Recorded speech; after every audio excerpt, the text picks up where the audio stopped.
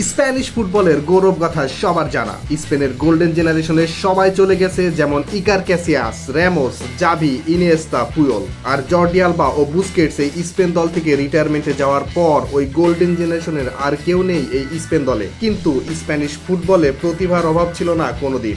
সেই প্রতিভার প্রমাণ দিয়ে আরও একবার স্পেন চলে গেছে ইউরো 2024-এর ফাইনালে। আর ফাইনালে যাওয়ার পিছনে সবচেয়ে বড় অবদান মাত্র 17 বছর বয়সী Lamine Yamal, Nico Williams, Dani Olmo, Fabian রুইসের। স্পেনের সাবেক কোচ এনরিকে ঠিক একই রকম নতুন দল নিয়ে খেলতে গিয়েছিল 2022 ওয়ার্ল্ড কাপে, তবে তিনি ব্যর্থ হয়ে চাকরি হারিয়েছিলেন। এর থেকে বড় বিষয় ছিল ওই সময় তিনি বেশ কিছু সিনিয়র প্লেয়ারদের দলে রেখেছিলেন না, যেমন সার্জিও র্যামোস। যাই হোক, এনরিকে যাওয়ার পর স্পেন দলের নতুন কোচ হলেন লুইস দি লা ফুয়েন্তে। এই নতুন কোচ লুইস দি লা ফুয়েন্তে ঠিক একই পথে হাঁটলেন এবং দল সাজালেন তরুণ আর প্রতিভাবান প্লেয়ারদের নিয়ে। তবে পার্থক্য হলো লুইস দি লা ফুয়েন্তে কয়েকজন সিনিয়র প্লেয়ারকে দলে রেখেছেন, যেমন কারবাহাল, নাচো, মোরাতা। আর বড় পার্থক্য হলো খেলার ধরনে। তিনি স্প্যানিশ ফুটবলের যে টিকি টাকা, সেখান থেকে বের হয়ে আক্রমণাত্মক ফুটবল বেছে নিয়েছেন। আর এখানেই তিনি সাকসেস। ইউরো 2024-এ স্পেনই একমাত্র দল যারা প্রতিটা ম্যাচ জিতেছে, অর্থাৎ 100% সাকসেস রেট। আজ ইউরো 24-এর ফাইনালে এই উড়তে থাকা স্পেনের প্রতিপক্ষ ইংল্যান্ড, যারা কিনা গত 55 বছর ধরে শিরোপার সন্ধানে।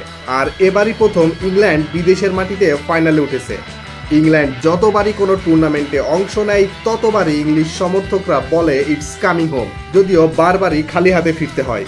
যারা কিনা খেলাটার জন্ম দিয়েছে, তারাই কিনা শিরোপা থেকে বঞ্চিত বারবার। ফুটবলের ইতিহাসে ওই একবারই ওয়ার্ল্ড কাপ জিতেছে ইংল্যান্ড, এরপর থেকে আর কোনো শিরোপা জিততে পারেনি। যাই হোক, এই ইংল্যান্ডও যথেষ্ট শক্তিশালী এবং তারুণ্য নির্ভর। এই ইংল্যান্ড দলে আছে নতুন সেনসেশন বেলিংহাম, ফিল ফোডেন, ওলে ওয়াটকিন্স, সাকা, কবি মাইনো আর অভিজ্ঞ হ্যারি কেনের মতো ফুটবলাররা, যারা কিনা যে কোনো সময় ম্যাচের ফলাফল নিজেদের পক্ষে নিয়ে আসতে পারে। ঠিক যেমন হারতে হারতে বেঁচে গেল লাস্ট মিনিটে বেলিংহামের বাইসাইকেল কিকের গোলে স্লোভাকিয়ার বিপক্ষে, বা নেদারল্যান্ডের সাথে লাস্ট মিনিটে ওলে ওয়াটকিন্সের গোলে জিতে উঠে গেল ফাইনালে। একদিকে স্প্যানিশ ফুটবল, অন্যদিকে খেলাটির জন্ম দেয়া ইংল্যান্ড। একদিকে 17 বছরের লামিন ইয়ামিল, অন্যদিকে বেলিংহাম। তাই ধরে নেওয়া যায় ফাইনালটা হবে ফাইনালের মতো। যাই হোক, কে জিতবে আজকের ম্যাচে?